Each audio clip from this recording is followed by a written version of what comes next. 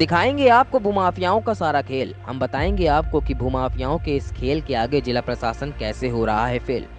आप वीडियो के माध्यम से देखेंगे कि इन माफियाओं द्वारा मात्र एक सप्ताह पूर्व शुरू किए गए निर्माण कार्य को कितनी तेजी से मात्र 8 दिनों में बढ़त मिल गई।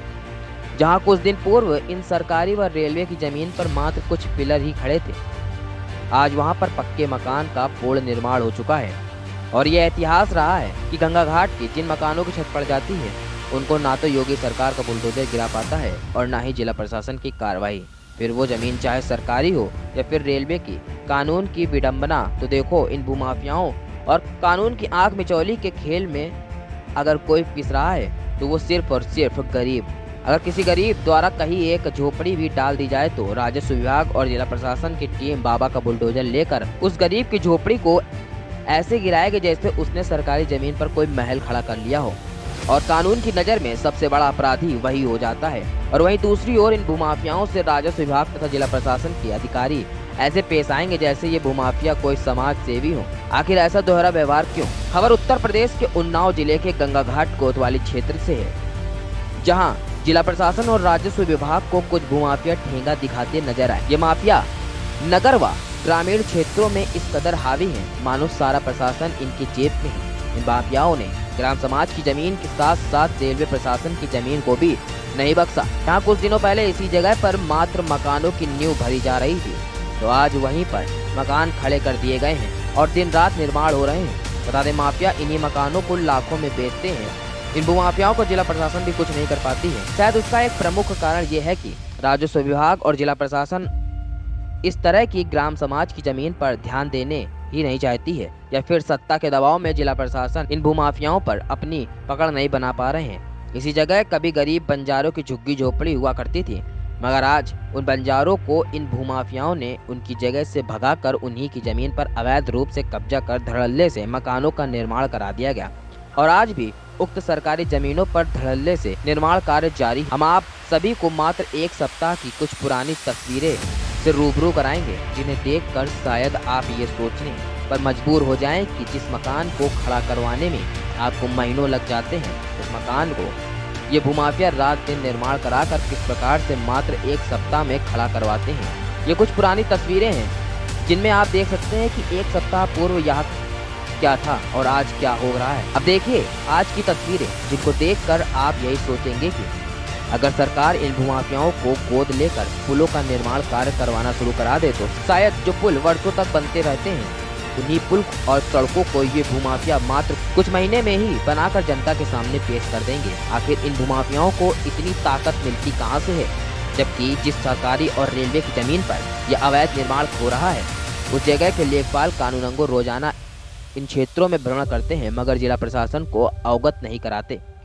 रोजाना खबरों के माध्यम से इन भूमाफियाओं द्वारा कब्जा की गई जमीनों को जिला प्रशासन और राजस्व विभाग को अवगत कराया जाता है, मगर कार्यवाही शून्य रहती है। आखिर क्या कारण है जो इन भूमाफियाओं पर किसी की नज़र नहीं पड़ रही है, और क्या वो कारण है जो इन भूमाफियाओं पर प्रशासन की तरफ से कोई ठोस कार्रवाई नहीं हो रही है। वहीं सूत्रों की माने तो इन रेलवे और ग्राम समाज की जमीनों को अवैध रूप से कब्जा कर बेचने का कार्य कानपुर और गंगा घाट के 5 भूमाफिया मिलकर कर रहे हैं, जिसमें से चंडाल चोपड़ी के 4 नाम विस्तृत सूत्रों द्वारा प्रमुख रूप से बताए गए हैं, जिनमें क्रमशः कानपुर और गंगा घाट शुक्लागंज निवासी जो कि आलम, भाटिया, अनिल और अमन है।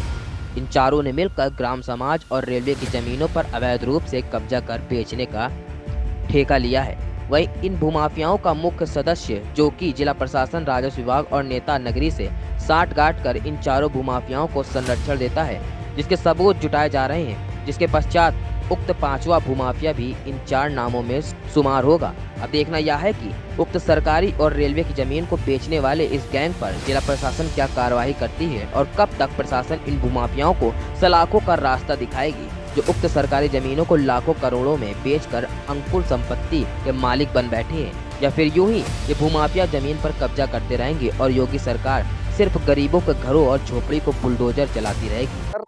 आज हम आए हैं उन्नाव गंगा घाट के शुक्लागंज इलाके में, न्यू आजाद नगर है, जो आप देख सकते हैं कि ये रेलवे ट्रैक गया हुआ है। गंगा घाट का रेलवे ट्रैक है।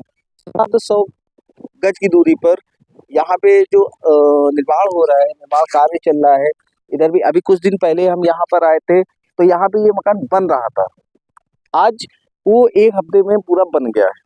कहीं ना कहीं यहाँ पे जिला प्रशासन और राजनैतिक जो सत्ताधारी है और पक्ष विपक्ष की जो नेतागण है उनकी मिली भगत से कहीं ना कहीं ये निर्माण ग्राम समाज और रेलवे की जमीनों पर चल रहा है।